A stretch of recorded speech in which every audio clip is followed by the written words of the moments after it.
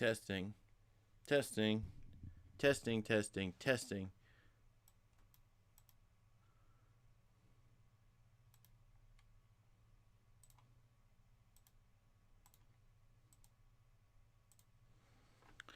Testing, testing. There we go. Testing, testing. Testing, testing, testing. Oops. Whoa! Am I alive? Oh, shoot.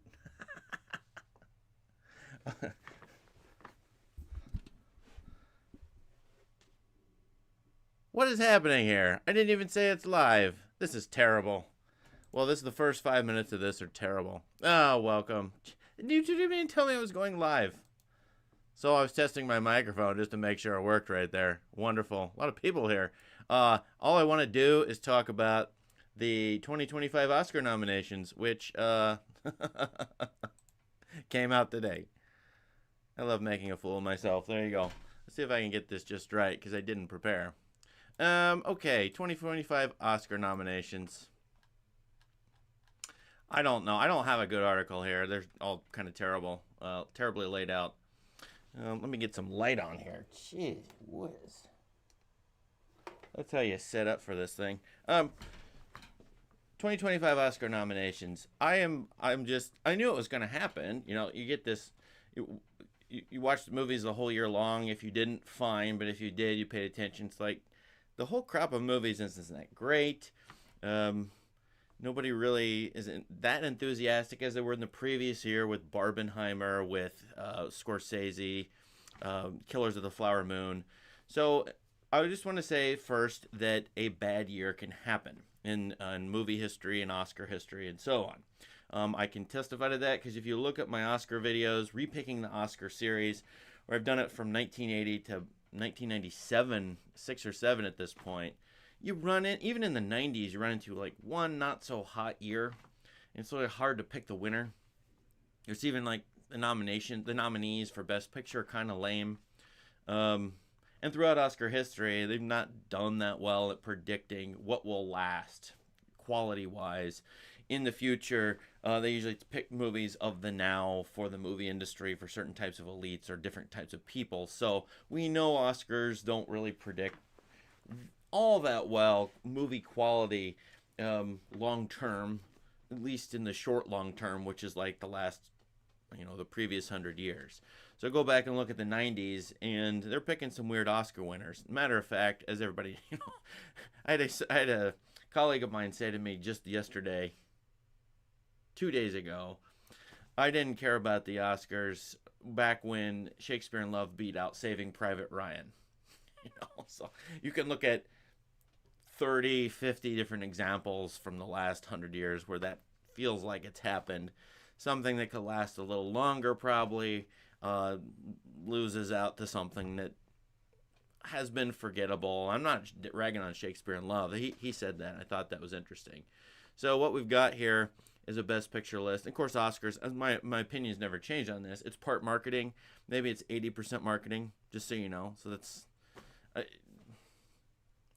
they get to tag all these movies when they release the Blu-ray, when they put on streaming, nominated for Oscar for blah, blah, blah. That's, of course, why, in my opinion, they've expanded it from 5 to 10 Best Picture winners, or Best Picture nominees.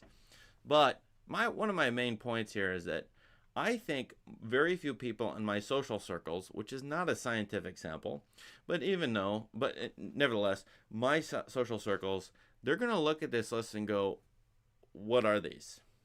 Never heard of them, except Wicked and Dune 2. And sometimes it's typical, and I think throwing Wicked on here is throwing a bone to the popular success of that movie, which they've been doing for a while. Okay, nothing wrong with that if that's what they want to do. But the other movies here, it's like, I didn't see them. They were out in the movie theater for a week, and then they left. They haven't been released in the movie theater. That sort of thing. I know from my another unscientific statement, my small town movie theater, which does get mainstream movie releases, only had 4 of these 10. And I think 1 or 2 were released on streaming, as far as I remember. Emilia Perez, I think, is a Netflix movie. But only 4 out of the 10, which is really bad, in my opinion. because most Best Picture, if not all Best Picture nominees, should be wide releases, and they should be marketed to everybody. At least that's the way it was in the days of yore. Okay, maybe the movie industry is changing and becoming more niche, more elitist. I don't think that's a great thing for them, by the way. But anyway, this whole list here feels unfamiliar to me. Sorry for the light. I've got a south-facing window, and this is not the time of day to stream. So I'm going to take this to my students, I think, and have them check off boxes and say what they've seen and what they have heard of. And I'm interested in another unscientific survey of 60 to 100 people, like how many of them know what these are. I'm sure they know Dune 2. I'm sure they know Wicked. After that, it's like, I don't know. And that's really weird and not great, in my opinion. For movies long term. Short term, maybe they can survive being niche or elitist, or for cinephiles, or for a few. But I don't think long term, the worldwide success and acclaim of movies, the cultural domination of Hollywood, etc., it's definitely losing out, as we all know, as we can all sense, to other mediums and video mediums that are very popular. The ban on TikTok was lamented far and wide by the people I was around. Meanwhile, probably I'm not going to hear much chatter about this other than the few movie enthusiasts in my real life. Not in the virtual world, but my real life. So anyway, now what do I want to win out of this? I haven't seen enough of these to comment. I need to see Anora and The Brutalist. My sense is that those two movies probably will be, one of those will be good to me or great to me. And I might even pick that one. If I had to pick out of the ones I know here, which is none of them, it's like, I'd probably pick Dune. Let's just give Villeneuve his Oscar. I think that's what it did last year with Nolan, maybe justly or unjustly, but fine. So I need to see these other movies, so I don't really have a comment on what should win, other than the Substance is an interesting choice. I can see why they did it. It's a female-directed movie, for example, and they're trying to be diverse in that way, whether you like it or not.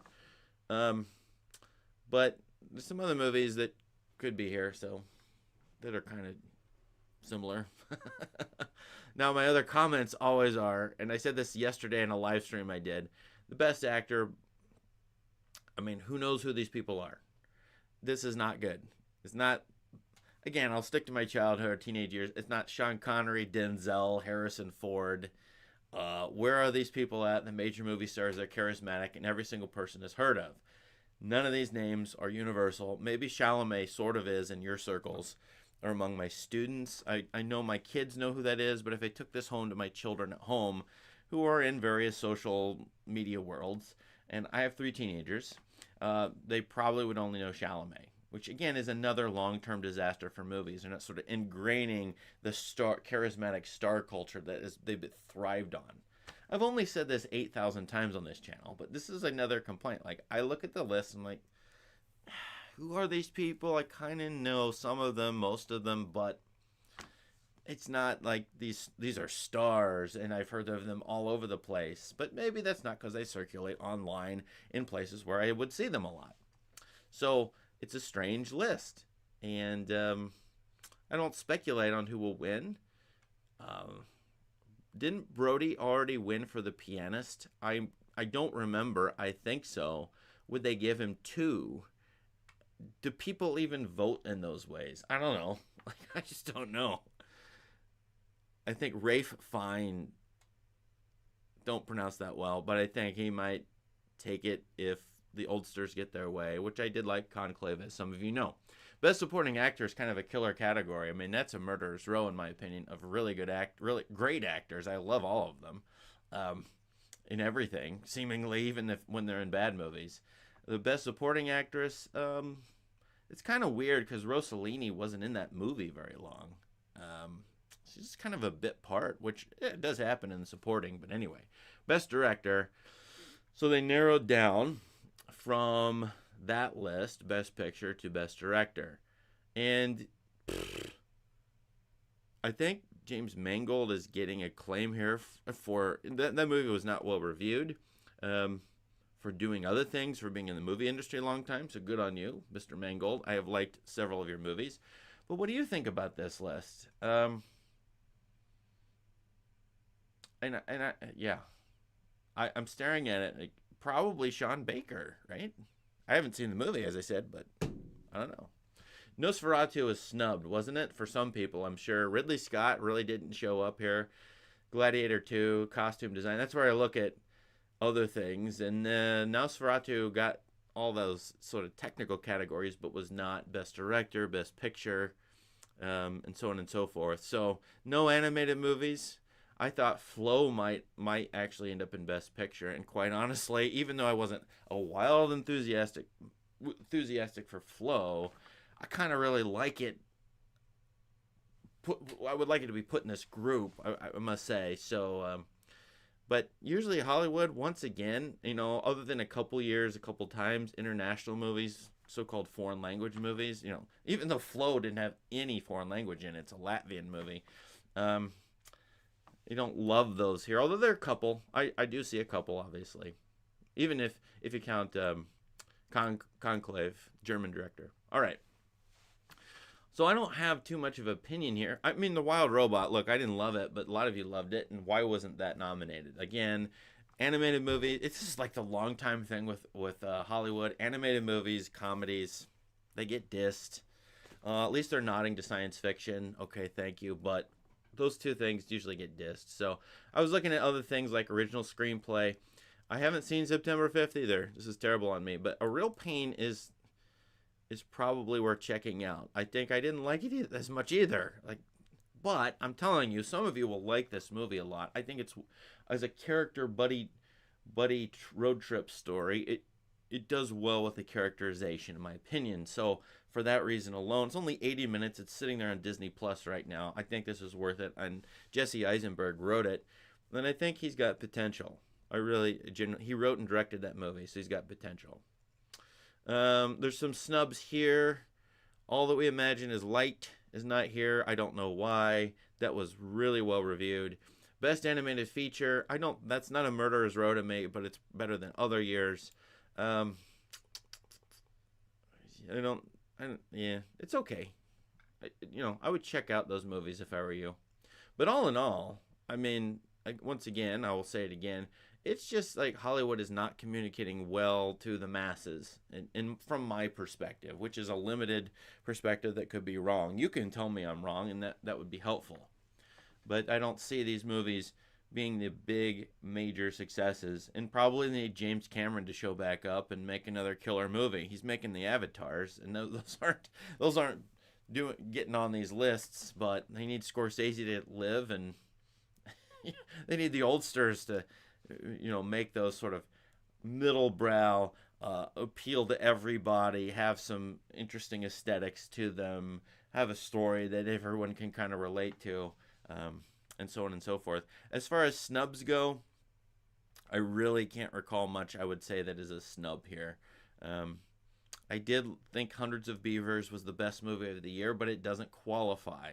Okay, so it wasn't released in 2022, therefore it's not in this Best Picture list. Otherwise, it should be there, but whatever. Those guys did great in that movie. I don't recall any of the snubs. I think I wasn't in love with this year, and I did really love last year. So I'm going to chalk this up to a bad movie year, but if this becomes a trend, okay?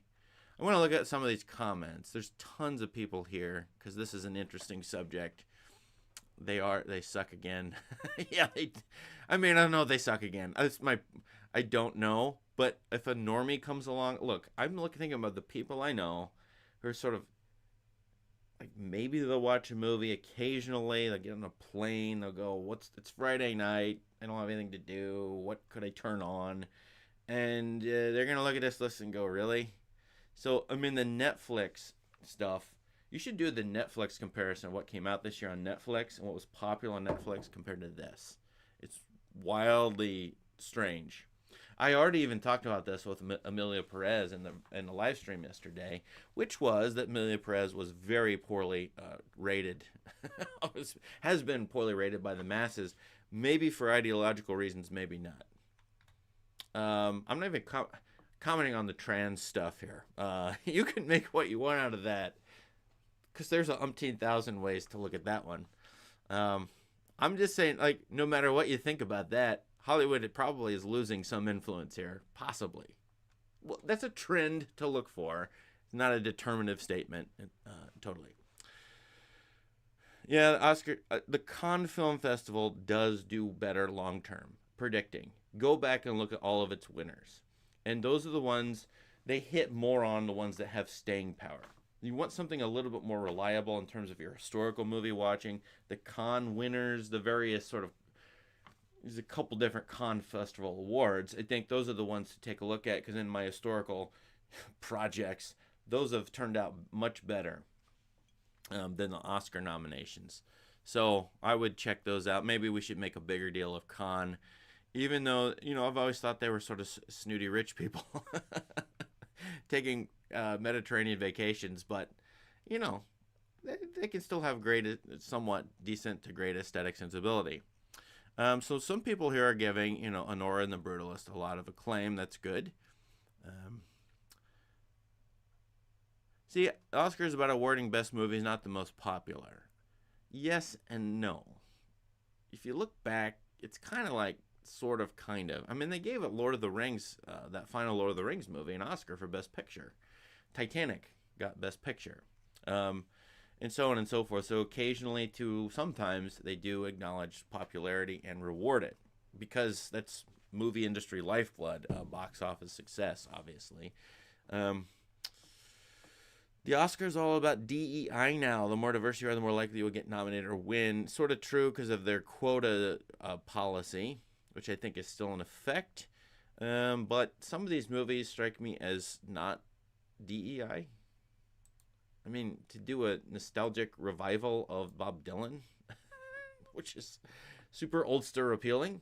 Another oldster sort of movie, which I did like, as I acknowledged. A lot of, yeah, Dune. I mean, come on. So Frank Herbert, English colonial science fiction kind of thing. Anyway, maybe, maybe not. You could be right. You could say that. But truth be told, with DEI, I mean, part of it is a historical outgrowth of what was happening in the late 80s or early 90s political correctness. And then you have waxing and waning of that. This is my view. I've lived during this time over time. And so if you go back and look at I think the early 90s, you're going to have some of these same complaints if that's what your vision of it is.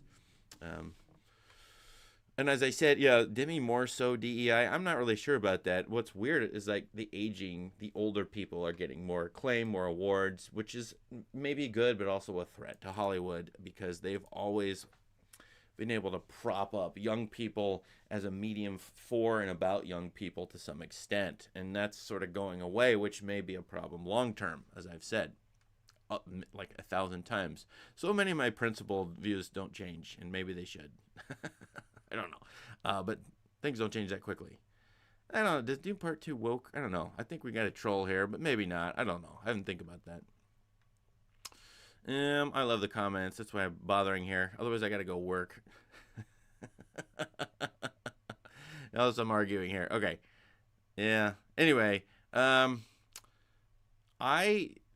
will watch a couple of these movies, and if you want reviews of these, I will do them. Honora is one on my list because I like Sean Baker a lot, and The Brutalist when I can see it.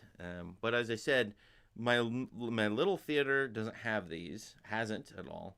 And when I look at the big cities nearby me, which are like cities of 100 to 200,000 people large, and they have regular AMC chains in them and so on. They usually get these movies for a week and then sort of ditch them. Meanwhile, Wicked and everything else gets like 15 different theaters, and Honora gets one theater for a week. So either it's hard for me to get there because it's a 2.5 hour drive. And by the way, even for people who live there, you've got to make an effort to get there. You could have to drive half an hour there and back. So you have a little trouble with movies not being in the movie theater that long, and then not being accessible via streaming as easily. Of course, they're sort of high priced in my opinion at this point. Honora is like $10 to rent right now, so it's a little bit of a struggle. And I've said this many times, for the average person to go, hey, TikTok, YouTube Shorts, they're free. I gotta have a phone, but they're free. Meanwhile, I gotta pick my butt up off my couch, go to the movie theater, drive half an hour or an hour, sit through the previews, spend $30 because I'm buying popcorn, and then I'm watching a movie I may not like, and I want to get on my phone during the movie theater. That's what, as you know, what's happening, which is not great for movies. So movies are definitely becoming a slower medium for people who want a different kind of escape. It's abnormal compared to their, um, high dopamine delivering content these days. But I'm looking at the best supporting actor category. That's my favorite of all. I just love that category, and it will be extremely hard to vote in that category. God bless you. And I'm glad Guy Pearce got something. I'm a big Guy Pearce fan, long time, Memento, etc. He's still hanging around, and I will repeat this. I've said it a couple times. Guy Pearce could be a movie star in any era, and probably in older eras would have been a bigger movie star, especially when the star system was going. I think he'd be great in like 50s westerns. Like, he could really, really be good in them. 30s Lubitsch movies. I don't know. Maybe he could do that. Kieran Culkin is a favorite of mine too. I really enjoy him as an actor and enjoy his sensibilities. And who would have thought that back when you're watching Home Alone, or was it Home Alone or Home Alone 2 he was in as a tiny little kid with his older brother being the star? Who would have thought that? Not me at that time. No clue. So he's worked really hard, and here he's deserved it. Yes, I've seen Succession. That's part of my thing about him, is that he is very fun to watch in Succession. So probably he'll win, or he's got a good shot because he won the Golden Globe award. Yeah, he won the Golden Globe. Okay. And a new director will be up for something here. This is an interesting new best director list. It's not going to have Spielberg and Scorsese, etc. in it, so that will be fascinating. All right, I'll comment on the Oscars when they happen, and then I'll have more knowledge because I'll have watched 3 or 4 of these movies. Thanks for watching. Thanks for my sitting through my faux pas at the beginning of this. Dang you, YouTube. Check out Letterboxd and Substack. See you later. I got to go back to work.